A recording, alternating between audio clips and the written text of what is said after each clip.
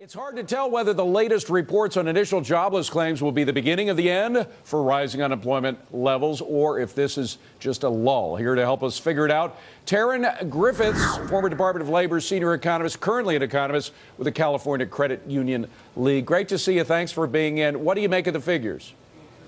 Well, thank you so much for having me. And really, I think the first thing we need to just take a look at is that this thing is clearly not over. Our economy is severely battered, and really kind of digging down further, until consumers and businesses start spending again, we're going to see more job losses. There was something called just-in-time inventory, which was supposed to make sure that in times like these, when we go through a recession or something worse, we don't have a lot of inventory overhang. But in fact, things are so bad that despite just in time, we do have big inventories, right? And that's leading to the problems.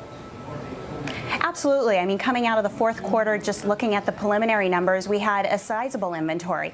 And until that inventory gets reduced, businesses aren't looking to continue to add to that inventory. So because of that, they're cutting jobs. And until we can go through those excess goods, we're going to be in the same situation. And we were talking earlier about Chrysler and their attempts to turn things around. But when you have 18 million cars, only 10 million of which have sold, so you have about 8 million cars sitting on the lot, how do you move that inventory without cutting jobs?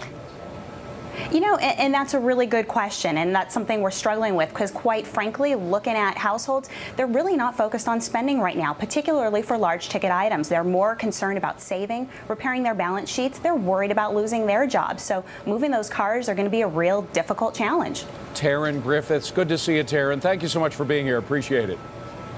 Thank you for having me.